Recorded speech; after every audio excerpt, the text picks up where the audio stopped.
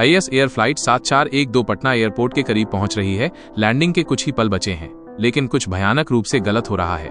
विमान खतरनाक तरीके से अस्थिर है और भीड़-भाड़ वाले शहर के ऊपर बहुत कम ऊंचाई पर उड़ रहा है। कॉकपिट के अंदर चेतावनी अलार्म तेजी से गूंज रहे हैं। Stall stall. कप्तान हालात को संभालने की कोशिश कर रहे हैं। उन्होंने विमान को ऊपर उठाने के लिए इंजन की पावर बढ़ाई, पर कोई असर नहीं।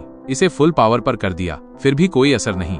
इंजन्स पूरी ताकत से विमान को हवा में बनाए रखने की कोशिश कर रहे हैं, लेकिन स्थिति तेजी से बिगड़ती जा रही है। लैंडिंग अप्रोच पूरी तरह से नियंत्रण से बाहर हो रही है। विमान एक खतरनाक एंगल पर उड़ रहा है और ये मुश्किल से नीचे की घनी बस्तियों की छतों को पार कर रहा है। ये जमीन से केवल 200 फीट की ऊंचाई पर है और फिर ना पुल अप पर यह उड़ान इतनी भयानक स्थिति में कैसे पहुंची, आइए जानते हैं। ये कहानी है अलायंस एयर फ्लाइट 7412 की। कोलकाता 17 जुलाई 2000 सुबह के 6:02। अलायंस एयर फ्लाइट 7412 को उड़ान के लिए तैयार किया जा रहा है। यह उड़ान पहले कलकत्ता से पटना तक की 50 मिनट की छोटी यात्रा करेगी, फिर लखनऊ के लिए उड़ान भरेगी और अंततः अपने अंतिम स्थान दिल्ली पर पहुंचेगी। अधिकांश के लिए यह भारतीय विमानन का एक साधारण दिन लग रहा था, लेकिन किस्मत ने कुछ और ही तय कर रखा था। पटना एयरपोर्ट पर लैंडिंग करना हमेशा से एक चुनौतीपूर्ण काम रहा है। इसके पीछे कई वजहें हैं जिनकी वजह से ये एयरपोर्ट पायलटों के लिए खतरनाक साबित होता है। एयरपोर्ट का रनवे काफी छोटा है, जिसकी लंबाई केवल 6400 फीट है। बड़े विमानों के लिए यह रनवे लैंडिंग के लिए बहुत कम जगह प्रदान करता है। अगर विमान तेज गति से या गलत एंगल पर लैंड करने की कोशिश करता है तो ये एक बड़ा खतरा बन सकता है। एयरपोर्ट के आसपास घनी आबादी वाले रिहायशी इलाके, कमर्शियल बिल्डिंग्स हैं। रनवे के पास ऊंचे पेड़ भी हैं जो लैंडिंग के समय पायलटों के विजन को बाधित कर सकते हैं। रनवे पर लैंडिंग करते समय इन पेड़ों की वजह से पायलट को रनवे की स्पष्ट दृष्टि नहीं मिल पाती। ये पेड़ एक नेचर रिजर्व के अंदर स्थित थे और बिहार सरकार ने इन्हें अस्पर्शनीय घोषित कर रखा था।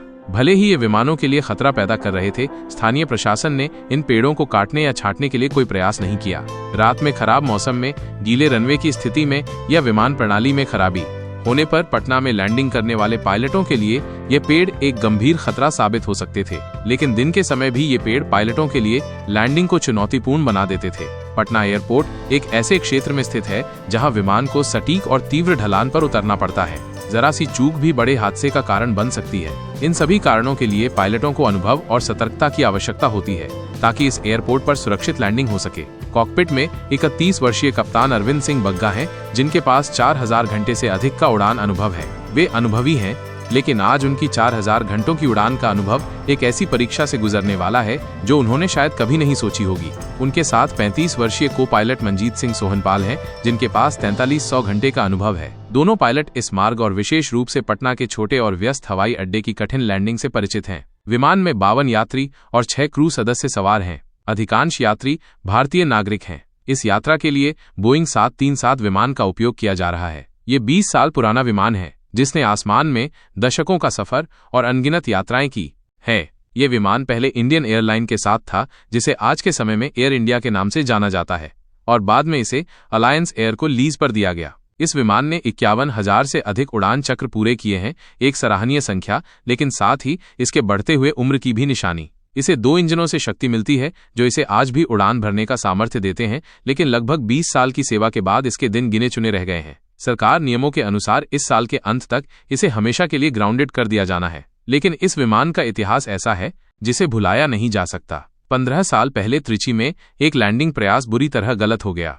खराब मौसम में गो अराउंड के दौरान अत्यधिक बैंक एंगल के कारण विमान का पंख रनवे से टकरा गया। विमान को भारी नुकसान हुआ, पर यात्री और क्रू सुरक्षित रहे। लेकिन उस दिन की घटनाओं ने विमान के रिकॉर्ड पर गहरे निशान छोड़ दिए। सिर्फ 2 हफ्ते पहले ब्रिटिश फॉरेन ऑफिस ने ब्रिटिश नागरिकों को अलायंस एयर में सवार न होने की चेतावनी दी थी। यह चेतावनी रोल्स रॉयस द्वारा एक सर्विस कॉन्ट्रैक्ट कैंसिल करने के बाद जारी की गई थी। सुरक्षा कारणों को इस कॉन्ट्रैक्ट वापसी का कारण बताया गया था, लेकिन आज वही विमान एक बड़ा इम्तिहान से गुजरने वाला है। जांच के दौरान कोई गंभीर समस्या तो नहीं मिली, लेकिन एक छोटी सी खामी, एक खराब विंडशील्ड वाइपर, जिसे तुरंत बदल दिया गया। यात्री अपनी सीटों पर बैठ रहे हैं, इस बात से अनजान कि आगे क्या होने वाला है। सामान लोड किया जा रहा है, ईंधन की टंकियां भरी जा रही हैं और क्रू अपनी अंतिम जांच कर रहा है। यह विमान कोलकाता, पटना, लखनऊ और दिल्ली के रास्ते एक यात्रा के लिए तैयार है, एक मार्ग जिसे इसने अनगिनत बार पूरा किया है, लेकिन आज कुछ अलग है। आगे बढ़ने से पहले हम जल्दी से आसान शब्दों में समझने की कोशिश करेंगे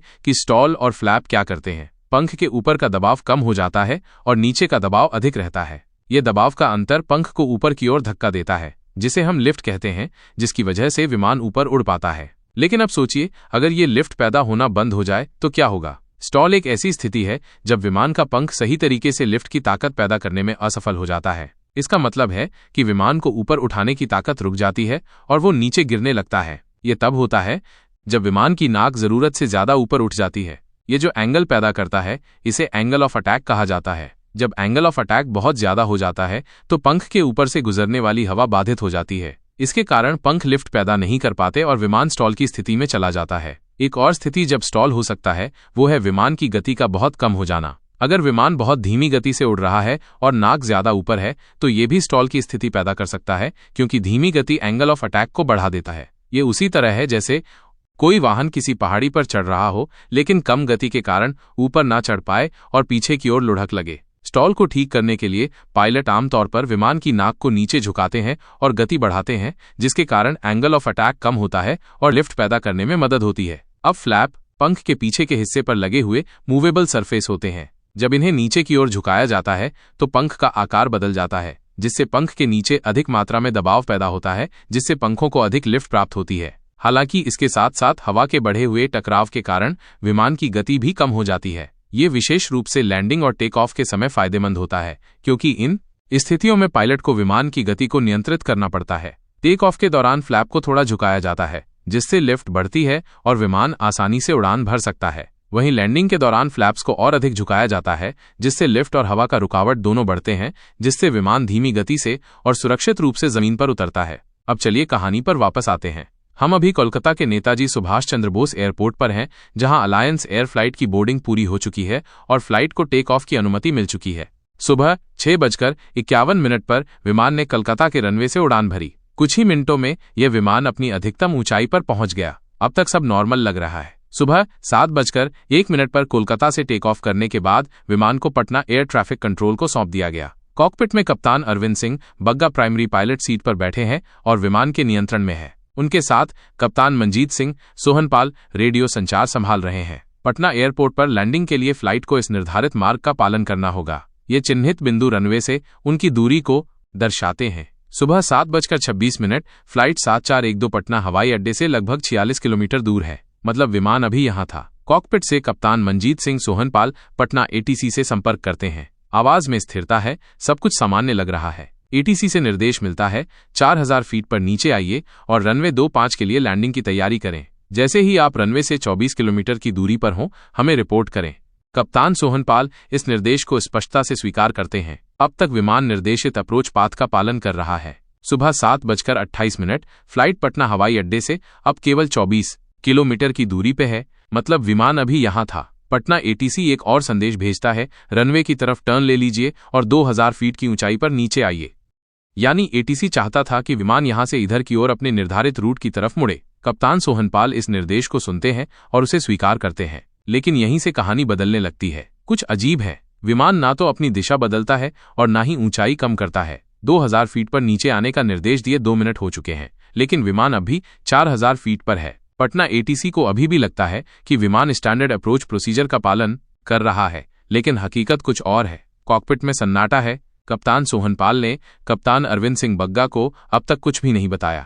यहीं से गलतफहमियां शुरू हो चुकी थीं। चालक दल जानता था कि इतनी ऊंचाई पर और इतने करीब पहुंचकर रनवे पर सुरक्षित लैंडिंग करना असंभव है। स्थिति को सुधारने के लिए उन्होंने जिगजैग मोशन का सहारा लिया। इसका उद्देश्य था रनवे तक पहुंचने का रास्ता लंबा करना और ऊंचाई को धीरे धीरे कम करना। इसके लिए सबसे पहले फ्लैप को 1 पर सेट किया गया और विमान को लेफ्ट की ओर मोड़ा गया। यह सेटिंग विमान की गति को नियंत्रित रखने और थोड़ी ऊंचाई कम करने के लिए थी। इसके बाद उन्होंने फ्लैप को 5 पर बढ़ाया और राइट की ओर टर्न लिया। फ्लैप्स का यह बढ़ा हुआ एंगल विमान को और अधिक लिफ्ट प्रदान करने और गति कम करने में मदद कर रहा था। अंत में फ्लैप्स को 15 डिग्री तक बढ़ाया गया और विमान को फिर से लेफ्ट की ओर मोड़ा गया। इस उच्च फ्लैप सेटिंग का उद्देश्य था अधिक खिंचाव पैदा कर ऊंचाई तेजी से घटाना और लैंडिंग पाथ में फिट होने की कोशिश करना। अब विमान यहां था, लेकिन यह अब भी 3000 फीट की ऊंचाई पर था और पटना हवाई अड्डे से केवल 6 किलोमीटर दूर था, जबकि सही प्रक्रिया के अनुसार इस बिंदु पर विमान को 2000 फीट की ऊंचाई पर और हवाई अड्डे से